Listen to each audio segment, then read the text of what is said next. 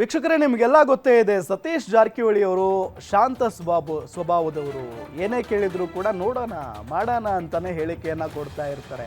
ಈ ನಾಯಕತ್ವದ ವಿಚಾರಕ್ಕೆ ಸಂಬಂಧಪಟ್ಟಂತೆ ಅವರನ್ನ ಎಷ್ಟೇ ಬಾರಿ ಪ್ರಶ್ನೆ ಮಾಡಿದ್ರು ಕೂಡ ನೋಡೋಣ ನಮ್ಮ ಹೈಕಮಾಂಡ್ ಇದೆ ಅನ್ನೋ ನಿಟ್ಟಿನಲ್ಲಿ ಹೇಳಿಕೆಯನ್ನ ಕೊಡ್ತಾ ಇದ್ರು. ಆದರೆ ಈಗ ಈ ಆಗಿರುವಂಥ ಬೆಳವಣಿಗೆಯನ್ನು ನೋಡ್ತಾ ಇದ್ರೆ ತೆರೆಮರೆಯಲ್ಲೇ DK ಶಿವಕುಮಾರ್ ಅವರಿಗೆ ಚಕ್ಮೇಟ್ ಇಟ್ರ ಸತೀಶ್ ಜಾರಕಿಹೊಳಿ ಅವರು ಅನ್ನೋ ಪ್ರಶ್ನೆ ಮೂಡ್ತಾ ಇದೆ. ನಾನು ರೇಸ್ನಲ್ಲಿ ಇಲ್ಲ ಅಂತ ಹೇಳಿ ದೀಪಾವಳಿಗೆ ಪಟಾಕಿ ಥರ ಸಿಡಿದು ಬಿಟ್ರ ಸತೀಶ್ ಜಾರಕಿಹೊಳಿ ಅವರು ಅನ್ನೋದು. ನಾನು ರೇಸ್ನಲ್ಲಿಲ್ಲ ಅನ್ನೋ ನಿಟ್ಟಿನಲ್ಲಿನೇ ಹೇಳಿಕೆಯನ್ನು ಕೊಡ್ತಾ ಇದ್ರು.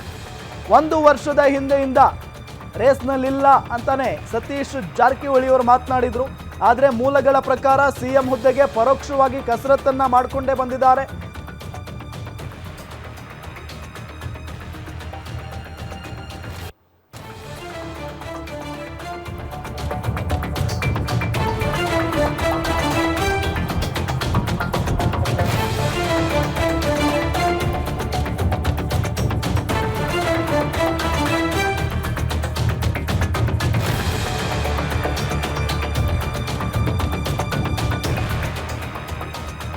ತುಂಬಾ ಸಿಂಪಲ್ ರಾಜಕೀಯಕ್ಕೆ ಫೇಮಸ್ ಆಗಿದ್ದಾರೆ ಸತೀಶ್ ಜಾರಕಿಹೊಳಿ ಅವರು. ತೆರೆಮರೆಯಲ್ಲೇ DKಗೆ ಚೆಕ್ಮೇಟ್ ಇಟ್ರ ಸತೀಶ್ ಜಾರಕಿಹೊಳಿ ಅವರು ಅನ್ನೋ ಪ್ರಶ್ನೆ ಮೂಡ್ತಾ ಇದೆ.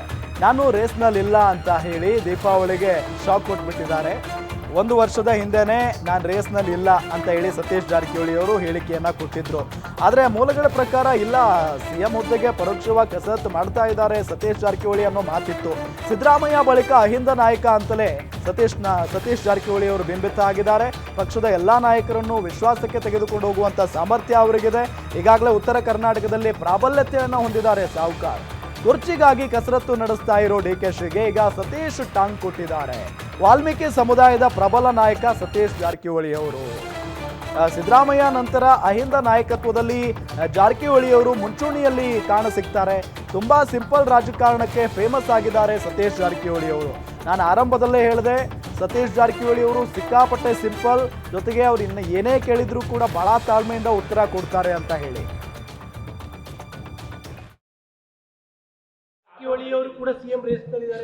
ಇಲ್ಲ ಅದನ್ನ ನಾವು ಬಿಟ್ಟಿದ್ವಿ, ಬಹಳ ಸಾಧ್ಯ ಬಿಟ್ಟದು, ಈಗಿಲ್ಲ ಎಲ್ಲ ಪ್ರಶ್ನೆ ಇಲ್ಲ. ಸುಮಾರು 1 ವರ್ಷ ಹಿಂದೆ ಬಿಟ್ಟಿದ್ವಿ, ಅದು ಈಗಿಲ್ಲ. ಅದು ಯಾವ್ದ್ರೆ ಅದನ್ನ ರೈಟ್ ಪರ್ಸನ್ ಕೇಳಿ ರೈಟ್ ಉತ್ತರ ನಿಮ್ಗೆ ಸಿಗೋದು. ಈಗ ನಮ್ಮ ಕೇಳಿ ನಾವೇನು ಹೇಳೋದು? ಈಗ ಹೌದು, ನಮ್ಮ ಪಕ್ಷದಲ್ಲಿ ಇದೀವಿ ಕರೆಕ್ಟ್, ಆದರೆ ಅದಕ್ಕೆ ಉತ್ತರ ಕೊಡೋದಂತ ಸ್ಥಾನದಲ್ಲಿ ನಾವಿಲ್ಲ. ನಿಮ್ಮ ಊರು ಅಥವಾ ನಿಮ್ಮ ಹೆಸರು ಬಹಳ ದೊಡ್ಡ ಮಟ್ಟದ ಸೌಂಡ್ ಮಾಡ್ತಾ ಇರುವಂತ. ಇಲ್ಲ ನಾವ್ ಇಲ್ಲವೇ ಇಲ್ಲ, ಹೇಳಿದ್ವಿ ಮುಂಚೆನೇ ಹೇಳಿದ್ವಿ, ಅದ್ರದ್ದು ನಮ್ದು ಇಲ್ಲವೇ ಇಲ್ಲ ಅಂತ.